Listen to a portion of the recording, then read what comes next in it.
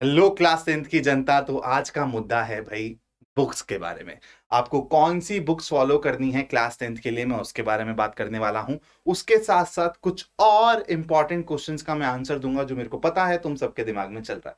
पहला सवाल ये कि सर हमने अभी तक ऑफलाइन ट्यूशन या फिर कोई ऑनलाइन बैच नहीं परचेज किया है, तो क्या तरीका हो सकता है, किस तरीके से मैं प्रोसीड करूं अपनी क्लास 10th की जर्नी में।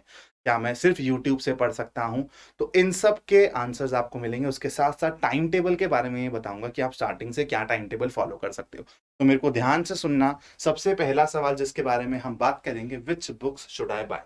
आपको कौन सी बुक्स परचेज करनी चाहिए। तो सबसे इंपॉर्टेंट अपडेट, इस बारी मार्केट में एनसीईआरटी की न्यू बुक्स आई हैं as per the new syllabus, है ना। जैसे आपके जो भी पोर्शंस कट हो गए थे हर चैप्टर में से, उन सब की एक्सरसाइजेस काट के, वो सब पोर्शन काट के अब एक नई एनसीईआरटी की बुक आई है मार्केट में।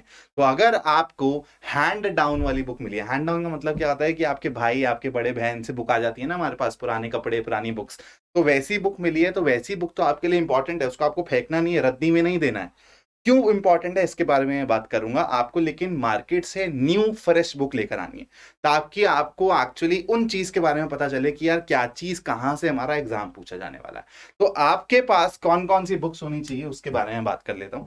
सबसे पहले आपको न्यू एनसीईआरटी की बुक लेकर आनी है मार्केट से। न्यू एनसीईआरटी में वो चीजें ऑलरेडी कट करके दी हुई हैं जो आपके सिलेबस में नहीं है। ठीक है, तो हो सकता है कि आपके फ्रेश बुक में 1.1 से चालू हो रही हो कहानी, लेकिन यहाँ पे आपकी जो न्यू जो आपकी ओल्ड बुक है उसमें जो 1.2 था वो आपकी न्यू बुक में 1.1 हो। तो ऐसा भी हो सकता है। ठीक है, तो चौंकना मत, घबराना मत, इसलिए आप लोगों को न्यू एनसीईआरटी की बुक जरूर खरीदनी है। उसके साथ साथ आप लोगों को ओल्ड एनसीईआरटी की बुक भी रखनी है। आपके कजन्स, आपके भाई बहन, जहां से भी आपको मिलती है, आप इसको जरूर से जरूर जुगाड़ना। ठीक है, ये होनी चाहिए। क्यों? इसकी इंपॉर्टेंस समझो। क्योंकि यार जो पोर्शन कट हुआ हुआ है ना, उसमें से कुछ चीजें बहुत इंपॉर्टेंट है, आप लोगों को समझनी, आप लोगों को जाननी। तो मैं अपनी साइड से वो सारे के सारे पोर्शन ना कवर करवाऊंगा। क्यों? क्योंकि हमारा पर्पस सिर्फ और सिर्फ बोर्ड एग्जाम्स में अच्छा करना नहीं है। बोर्ड में तो हम लोग फोड़ेंगे ही फोड़ेंगे, लेकिन उसके साथ साथ 9th 10th ना फाउंडेशन क्लासेस होती हैं।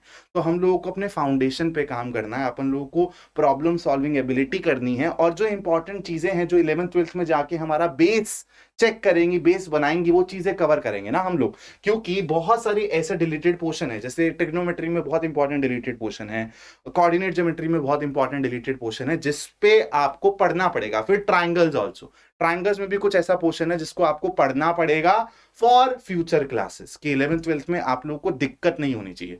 जो स्ट्रिक्टली न्यू एनसीईआरटी को फॉलो करेगा, मैं दोबारा बता रहा हूँ, सीबीएसई में बोर्ड में तो अच्छा कर लेगा, लेकिन एक्चुअली वो ट्रू तरीके से अपने फाउंडेशन पे काम नहीं करेगा। मैंने इसलिए बता दिया कि आपको ये दोनों बुक्स क्यों जरूरी है। उसके बाद आपको एनसीईआरटी की एग्जाम्पलर जरूर ले लेनी है, फ्रेश एग्जाम्पलर लेना। क्यों? क्योंकि यहां से अगर आप अपने सीनियर से भी पूछोगे ना, तो इस बारी के पेपर में मैंने एनसीईआरटी एग्जाम्पलर पे इतना ज्यादा फोकस डाला था कि मार्केट में सबने एग्जाम्पलर एग्जाम्पलर बोलना चालू कर दिया था। उससे पहले सिर्फ और सिर्फ सब आरडीआरएस पे जाते थे। डायरेक्टली क्वेश्चन उठ के आते हैं इस बुक से, और इस बुक्स में जिस तरीके से कॉन्सेप्ट्स को विजुअलाइज कराने वाले क्वेश्चंस फ्रेम किए जाते हैं, वो हर बच्चे को करना बहुत जरूरी है, तब जाके आपकी फाउंडेशन सॉलिड तरीके से डेवलप होंगे। उसके बाद अगर रेफरेंस बुक्स आती हैं, ये अभी के लिए ऑप्शनल है। अगर आप इसको नहीं भी लेते हो तो आपका काम चल जाएगा। तो ऐसा जरूरी नहीं है कि आपको अभी जाके R D Sharma, R S Agarwal ले लेनी है। सबसे पहले तो इसमें से कोई सी भी एक बुक परचेज करना, दोनों मत करना। और मैं तो अभी तुम लोगों को सजेस्ट करूंगा कि तुम अभी मत करना है इनको परचेज। डाउन द लाइन हम लोग 1.5 महीने 2 महीने बाद इनको जरूर खरीदेंगे, क्योंकि ये बुक्स प्रैक्टिस के लिए बहुत अच्छी हैं। लेकिन आपको सबसे पहले प्रैक्टिस से पहले थ्योरी को ग्रास्प करना है। थ्योरी के लिए आपके पास न्यू एनसीईआरटी, ओल्ड एनसीईआरटी और एनसीईआरटी एग्जाम्पलर है। इससे हम लोग थ्योरी को प्यार से विजुअलाइज करेंगे। ठीक है, तो ये हो गई बुक्स की कहानी। प्लीज एक बार इसका स्क्रीनशॉट ले लो इफ यू गाइस वांट। और फिर अब मैं बात कर रहा हूं इसके बाद शेड्यूल के बारे में। यार देखो, टाइम टेबल शेड्यूल तुम लोगों को ना अभी से ही वो 6-6 8-8 घंटे नहीं पढ़ना है। मैं ऑनेस्टली बोल रहा हूँ, तुमको बहुत लोग बोलेंगे कि अभी से लग जाओ, तो ऐसा कुछ नहीं है। मान लो कि अभी तुमने कोई भी ऑफलाइन इंस्टीट्यूट या फिर ऑनलाइन कोचिंग कहीं से पढ़ना नहीं चालू करा, तुम सिर्फ स्कूल जा रहे हो, तुमको थोड़ा बहुत सिलेबस का आइडिया हो रहा है, थोड़े से टीचर्स इंट्रोड्यूस करा रहे हैं कि यार क्लास 10th की जर्नी कैसी होती है, तो तुम स्कूल से आने के बाद ना 2 घंटे निकाल लो। 2 घंटे में तुम क्या करो, अगर तुमको अभी उतना इंटरेस्ट नहीं आ रहा है एसएसटी वगैरह पढ़ने में, तो मैथ्स और साइंस को टाइम देना चालू कर दो, तुम्हारा इंटरेस्ट डेवलप होगा मैथ्स और साइंस में।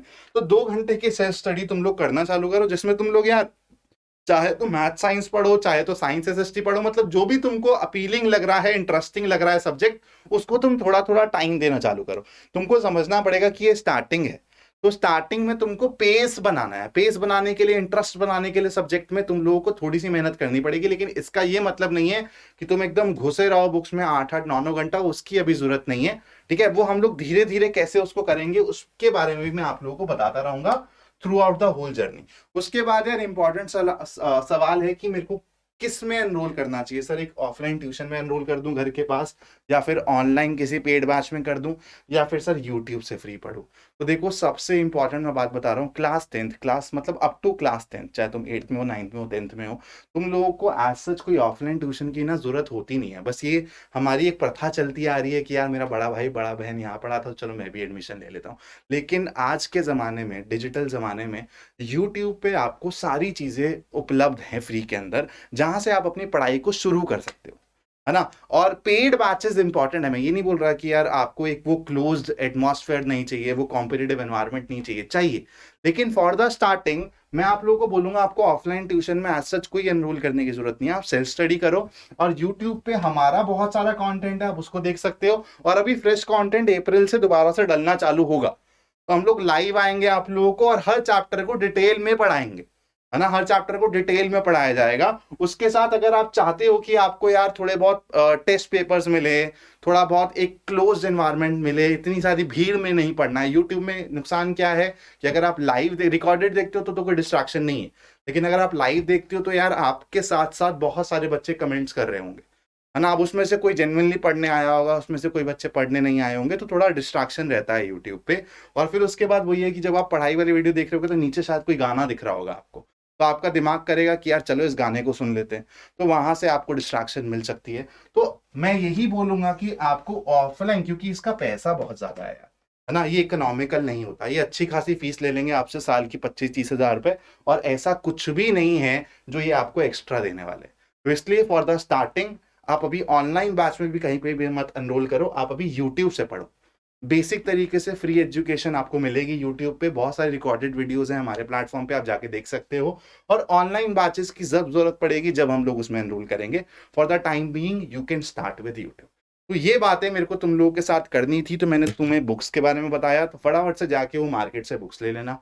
उसके बाद टाइम टेबल के बारे में बताया कि थोड़ी सी सेल्फ स्टडी करना चालू करो, और उसके बाद ये बताया कि तुम अभी किसी ऑफलाइन इंस्टीट्यूट में एनरोल करो या ना करो। तो आई होप मेरा मैसेज तुम सबको बहुत अच्छे से क्लियर होगा। क्लियर होगा तो यार ये वीडियो जो भी तुम्हारे दोस्त यार है जिनको ये सब डाउट्स हैं उनको जरूर शेयर कर देना, और कमेंट्स में मुझे जरूर बताना कि हाँ सर आपका मैसेज मुझ तक पहुंच गया।